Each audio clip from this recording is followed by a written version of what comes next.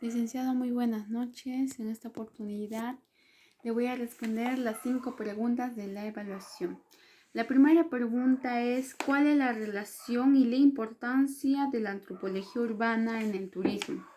Como bien sabemos, la antropología urbana es el estudio de la cultura del hombre, pero sujeta a desplazamiento de una ciudad a otra, de su ciudad hacia otra, migrando de diferentes lugares por diversas razones, ya sean económicas, por trabajo, subsistencia o cambios demográficos. ¿Qué relación tiene con el turismo? Justamente los turistas hacen eso, normalmente los nacionales que reciben visitas aquí en Tarma, como las personas de Lima, que viajan para La Merced, para Oxapampa, para Posuso, para conocer diversos lugares y así intercambiar culturas. Justamente la importancia básica de esta antropología urbana es estudiar los desplazamientos y qué es lo que piensa y cómo se sienten ellos al conocer las verdaderas culturas originarias de cada lugar o de cada sector. Es muy importante.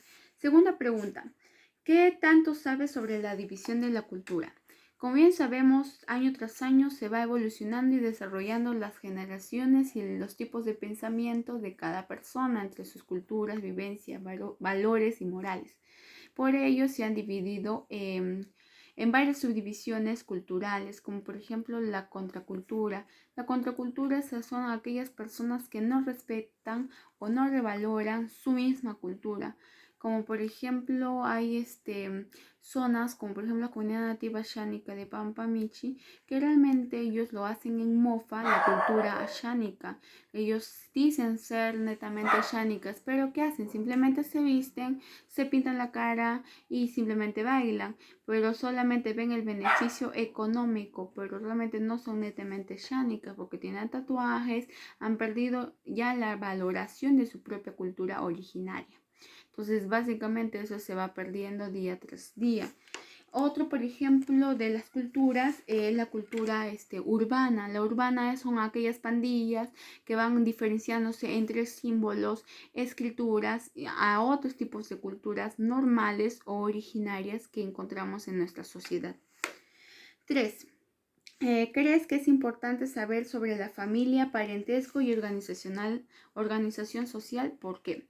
Sí, es muy importante. En realidad, la familia es el núcleo importante de la sociedad. Es la que conlleva la responsabilidad para que se puedan educar buenos valores, buenas doctrinas y buenos principios de educación y principios éticos de una persona, más que todo de los niños que son las nuevas generaciones de hoy en día de nuestra sociedad.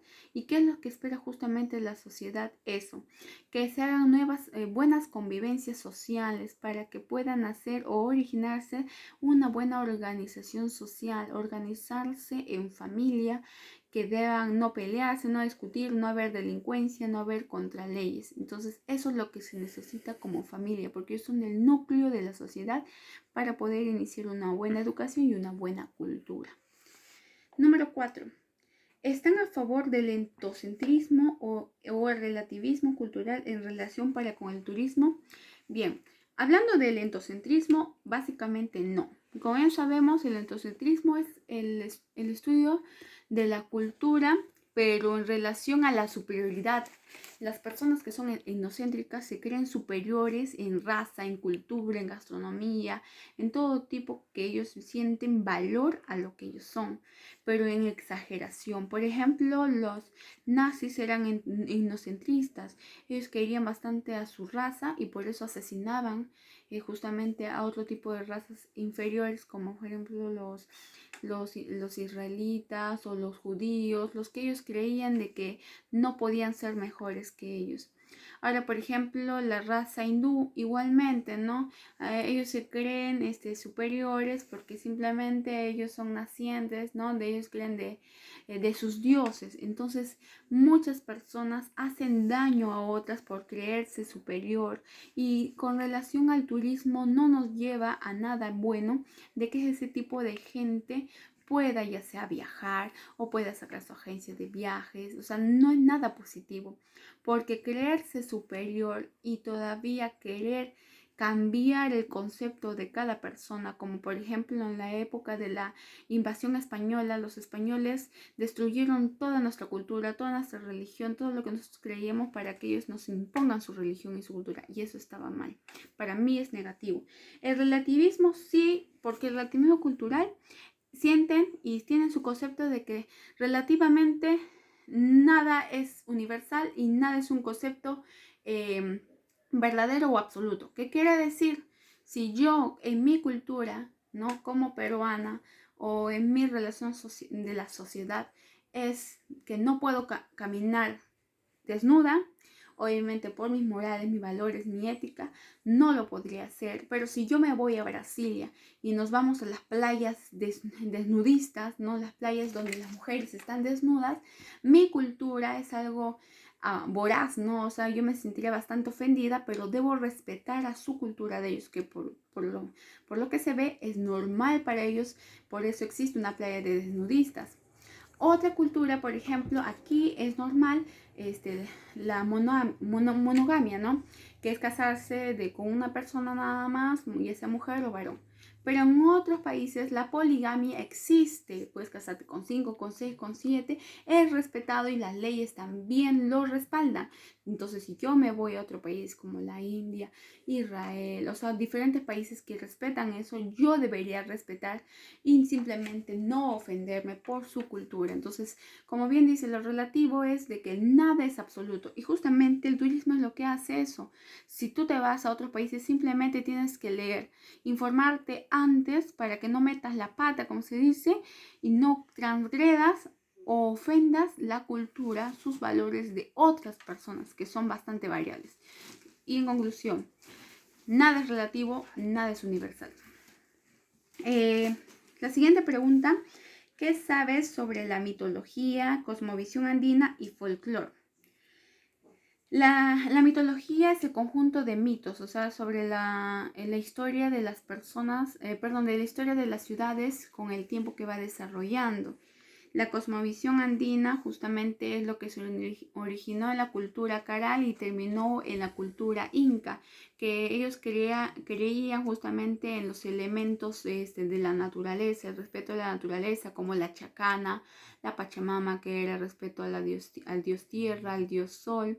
La chacana era un simbolismo de justamente de la naturaleza hacia ellos, que era un respeto que ellos podían manifestarse. Son manifestaciones que ellos que podían solicitar o podían adorar o hasta también se podría decir dar tributo o algo para recibir. ¿Qué es el folclore? Los folclores son manifestaciones culturales a través de festividades, danzas, gastronomía que nosotros podemos expresar, ¿no? Como por ejemplo, es el folclore del Perú llega a ser la parte sierra, selva, ¿no? Con las danzas, la gastronomía que es el ceviche, diferentes manifestaciones en las cuales nosotros podemos demostrar. ¿Es importante para el turismo? Sí, porque sin el folclore, sin la cosmovisión andina o la mitología, nada es igual. El turismo utiliza esos tres elementos en realidad. El guía, para poder atraer al turista, habla de las leyendas, las mitologías de cada ciudad, porque cada ciudad tiene perteneciente cada historia que ha atravesado sobre el tiempo. Más que todo, por ejemplo, Tarma tiene originarios el quechua, que llegó a Avelino Cáceres, que hizo Avelino Cáceres con sus travesías. Entonces también tienen mitologías. Como visión andina, si me voy a la Gruta de Huagapo, hacemos un pago a la Pachamama, el respeto a centros arqueológicos importantes que nosotros no conocemos, como también Cachipós. Entonces hacemos el pago a la Pachamama. Son rituales virtuosos y muy importantes para el turismo. Por ejemplo, el folclore, también folclore cuando vamos a los lugares turísticos y también nos alimentamos de la gastronomía, que es los platos típicos de la selva, la cultura, que es las danzas de los ashánicas, cuando ellos van transmitiendo la diversión y van conociendo justamente el folclore, que es lo más importante.